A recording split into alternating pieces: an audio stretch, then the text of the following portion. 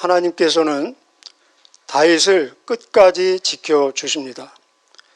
이제 다윗이 곧 왕으로 취임할 날이 다가오고 있습니다.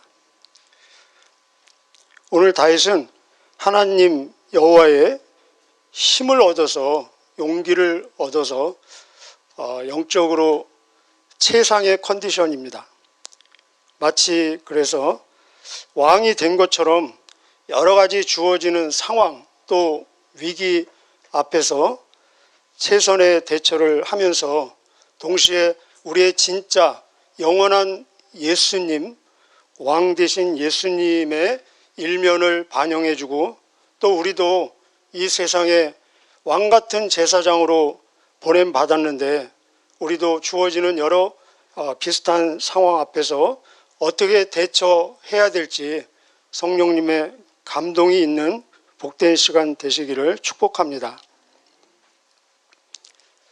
한 4가지 정도 주어지는 그 상황 혹은 위기가 있는데 여기에 다윗은 어떻게 대처하는지 함께 보도록 하겠습니다. 첫째는 그 죽음의 위협을 느낄 정도의 반대, 어떤 오해, 분노, 원망, 그런 절망적인 상황에 직면했을 때 어떻게 대처하는지, 우리 1절부터 8절까지 좀 내용이 길지만 빨리 한번 읽겠습니다. 시작. 다윗과 그의 사람들이 사흘 만에 시글락에 이른 때에 아말렉 사람들이 이미 네겝과 시글락을 침노하였는데 그들이 시글락을 쳐서 불사르고 거기에 있는 젊거나 늙은 여인들은 한 사람도 죽이지 아니하고 다 사로잡아 끌어 자기 길을 갔더라. 다윗과 그의 사람들이 성읍에 이르러 본즉 성읍이 불탔고 자기들의 아내와 자녀들이 사로잡혔는지라. 다윗과 그와 함께한 백성이 울 기력이 없도록 소리를 높여 울었더라. 다윗의 두 아내 이스라엘 여인 아히노임과 갈멜 사람 나발의 아내였던 아비가일도 사로잡혔더라. 백성들이 자녀들 때문에 마음이 슬퍼서 다윗을 돌로 치자 하니 다윗이 크게 다급하였으나 그의 하나님 여호와를 힘입고 용기를 얻었더라. 다윗이 아히멜렉의 아들 제사장 아비아달에게 이르되 원하건대 에봇을 내게로 가져오라. 아비아달의 에봇을 다윗에게로 가져오매 다윗이 여호와께 묻자와 이르되 내가 이 군대를 추격하면 따라잡겠나이까 하니 여호와께서 그에게 이르시되 그를 쫓아가라. 내가 반드시 따라잡고 도로 찾으리라. 아멘. 여기 먼저 지형 시글락이 나옵니다. 시글락은 블레셋의 영토로서 다윗과 600명의 사람들이 그곳에 망명했을 때 그 블레셋의 왕이 살도록 허락해 준 곳입니다. 일종의 지금 얘기로 하면은 난민 캠프라고도 할 수 있습니다. 이곳에서 1년 4개월 이상 살았습니다. 600명으로 시작했는데 오랜 시간이 지나면서 부인들도 생기고 또 자녀들도 생겨서 아마 많게는 한 2,000명 정도 그런 정착존이 형성되지 않았을까 추측할 수 있습니다.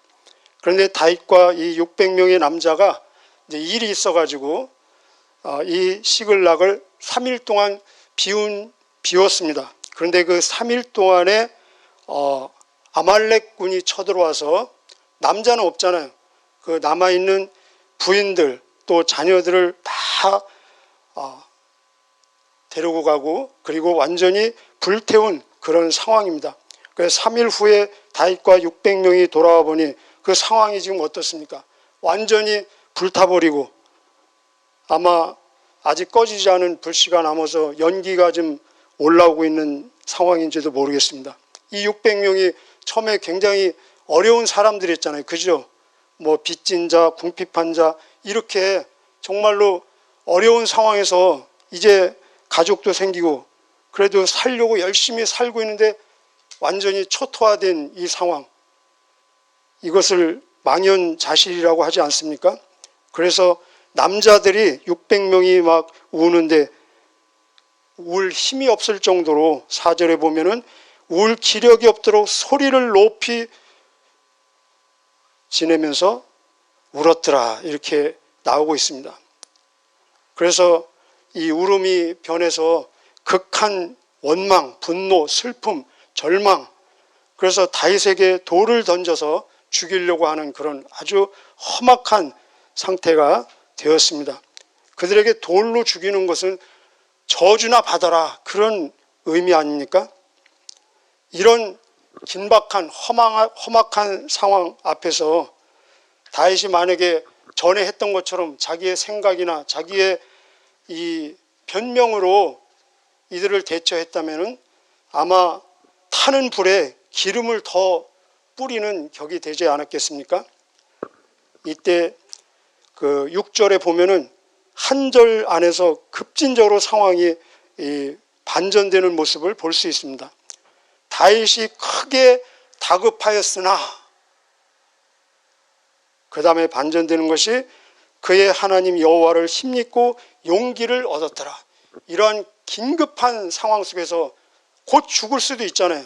이런 긴급한 상황 속에서 다윗은 하나님께 엎드립니다. 그리고 아마 그의 하나님 여호와를 힘입고 용기를 얻었더라, 이렇게 급 반전되는데, 여기 설명은 나와 있지 않지만 상상을 해보니까 하나님께 엎드리고 그에게 돌을 던지려고 하는 600대 1이잖아요. 물론 안 그런 사람도 있겠지만 잠깐 하면서 하나님께 물어봅시다 하지 않았겠습니까? 그러면서 하나님께 묻자와 이르되 하면서 하나님으로부터 응답을 받는 내용이 나옵니다. 하나님이 어떻게 응답하십니까? 8절 거기 밑줄 걷으면 좋겠습니다. 내가 반드시 따라잡고 도로 찾으리라. 이것이 하나님이 주신 즉석 응답입니다.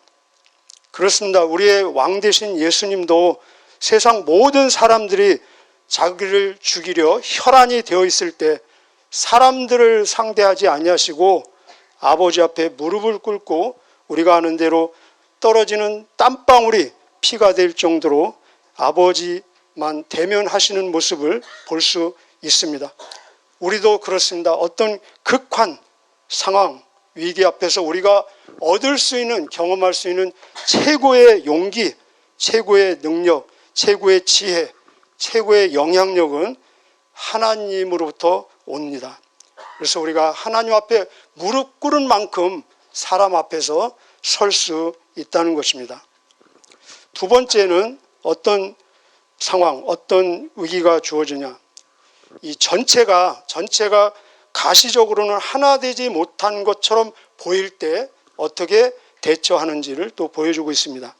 우리 9절부터 10절까지 읽겠습니다. 9절 10절 시작. 이에 다윗과 또 그와 함께한 600명이 가서 보솔 시내에 이르러 뒤떨어진 자를 거기 머물게 했으되 곧 피곤하여 보솔 시내를 건너지 못하는 200명을 머무르게 했고 다윗은 400명을 거느리고 쫓았더라. 아멘. 이제 하나님의 응답을 받고 600명이 다윗과 함께 그 탈환에 나섭니다. 그런데 중간쯤 가서 어디입니까?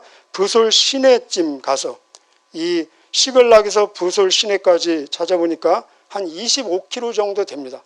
이들이 걸어왔겠습니까? 정신없이 달려왔겠죠. 그런데 이곳에서 더 이상 가지 못하겠다고 하는 200명이 나옵니다. 원래 이 600명은 처음부터 군인으로 모집된 사람들이 아닙니다. 그죠? 아시죠? 처음에 어떻게 시작되는지. 어중이 떠중이처럼. 그래서 여기에는 사실은 노약자도 있을 수 있고 뭐 만성 질환자가 있을 수도 있고 중간에 부상자가 있을 수도 있고 그렇습니다. 그런데 이런 상황에서 세상 지도자라면 어떻게 하겠습니까? 우리는 다 가야 된다. 우리는 살아도 같이 살고 죽어도 같이 죽고 너희가 구출해야 될 너희 직접 처자식이 있지 않느냐. 너희들이 남으면 나머지 400명은 사기가 저하되고 어떻게 되겠느냐.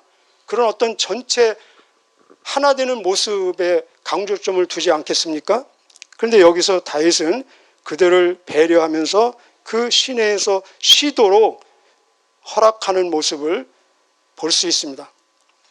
우리 예수님께서도 우리에게 없는 것을 요구하지 않으십니다.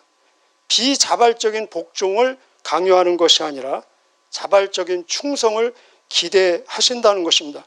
눈에 보이는 군대의 크기, 인원이 중요한 것이 아니라 진짜 중요한 것은 무엇이냐?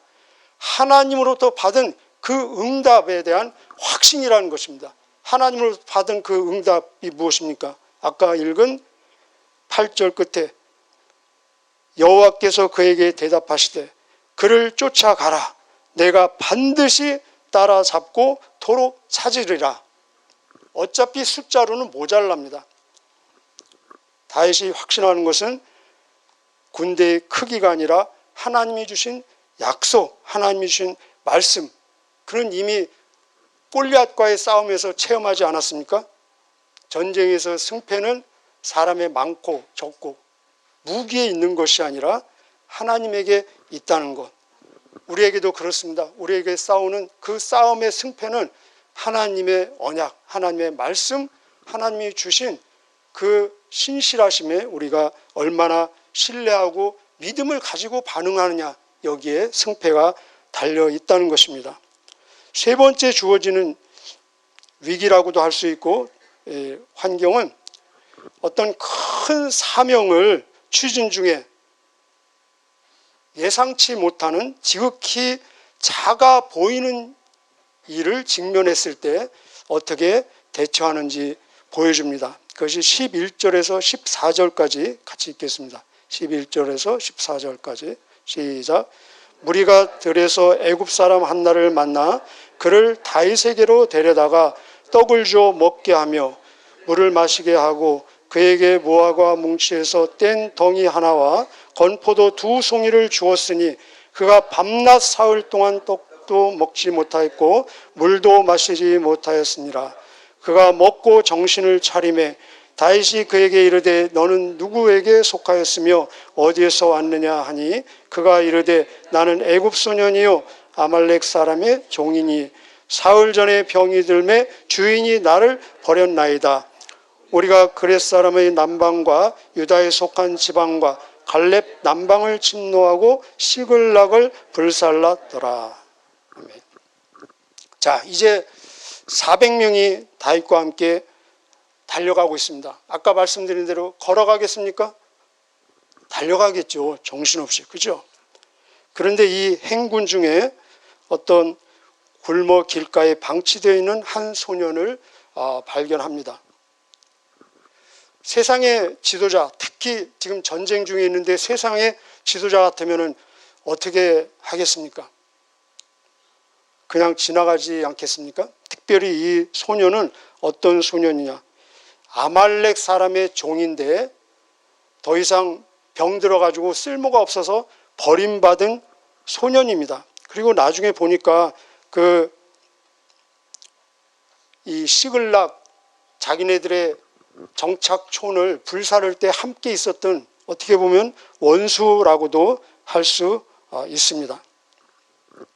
그런데 이 소년을 자기들도 전쟁 중에 빵 한 덩이도 굉장히 아쉬운 상황 아니겠습니까? 빵을 주고 물을 주고 뭐 포도주를 주고 이렇게 먹을 것을 무화과도 주고 먹을 것을 주어서 살려내는 모습을 볼 수 있습니다. 지금 얼마나 급합니까? 자기네들의 처자식이 지금 인질로 잡혀 있는데 그들이 죽음을 당할 수도 있고 또 좀 죄송하지만 뭐 부인들이 유린을 당할 수도 있고 또 인신매매로 다른 곳에 팔려갈 수도 있고 굉장히 이렇게 다급한 상황임에도 불구하고 세상 사람들이 다 버린 그런 한 아이를 먹여서 살려내는 모습을 볼 수 있습니다. 우리의 왕 되신 예수님도 이 땅에 오셔서 3년 동안 하늘의 사명 그리고 온 인류의 구원 사역을 위한 모든 준비 작업을 3년 안에 다 마쳐야 되셨습니다. 그래서 얼마나 그 일정이 바쁘신지 어떤 때는 식사할 겨를도 없다 그런 표현이 나옵니다. 그럼에도 불구하고 모든 행로에 있어서 세상 사람들의 주목을 받지 않는 불쌍한 한 사람을 만날 때, 소경을 만날 때, 또 나병 환자라든지 중풍병 환자라든지 12년 된 혈루증 앓는 여자, 38년 누워있는 사람들, 배고픈 사람들, 이런 사람을 만났을 때 한 번도 외면하지 아니하시고 다 그들의 필요를 채워주시는 모습을 볼 수 있습니다. 예수님 제자들을 전도 파송 보내면서 마지막 절이 무슨 말씀인지 아십니까? 이 지극히 적은 자 한 자에게 냉수 한 그릇을 대접하는 자도 내가 진실로 말하노니 결단코 상을 잃지 아니하리라, 이렇게 말씀하십니다. 예수님이 우리의 전 생애를 총 결산할 때 어떤 질문을 하시냐? 너는 세계 평화를 위해서 어떤 기여를 했느냐? 이런 질문을 하시는 것이 아니라 이 지극히 적은 한 형제에게 한 것이 곧 나에게 한 것이다. 마태복음 25장에 그렇게 말씀하고 있습니다. 자, 네 번째는 이제 전쟁에서 결론 다 이기고 다 찾아오고 회복 플러스 엄청난 전리품을 얻습니다. 이 전리품을 어디에 사용할 것인가? 이 전리품을 얻은 공로는 누구에게 돌릴 것인가? 그렇습니다. 우리에게도 늘 이런 상황이 주어질 것입니다. 우리 한번 18절부터 26절까지 25절까지 읽겠습니다. 길죠? 같이 읽겠습니다. 시작.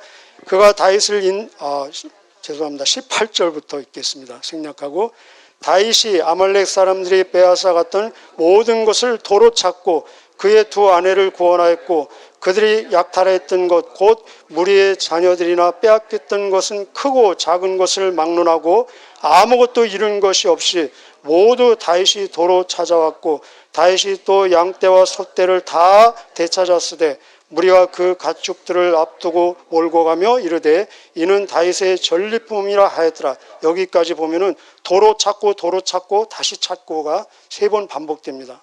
계속요. 다윗이 전에 피곤하여 능히 자기를 따르지 못함으로 붓을 시내에 머물게 한 200명에게 오매 그들이 다윗과 그의 함께한 백성을 영접하러 나오는지라. 다윗이 그 백성에게 이르러 문안하매 다윗과 함께 갔던 자들 가운데 악한 자나 불량한 자들이 다 이르되 그들이 우리와 함께 가지 아니하였은즉 우리가 도로 찾은 물건은 무엇이든지 그들에게 주지 말고 각자의 처자만 데리고 떠나가게 하라 하는지라. 다윗이 이르되 나의 형제들아 여호와께서 우리를 보호하시고 우리를 치러 온 그 군대를 우리 손에 넘기셨은즉 그가 우리에게 주신 것을 너희가 이같이 못하리라. 이 일에 누가 너희에게 듣겠느냐?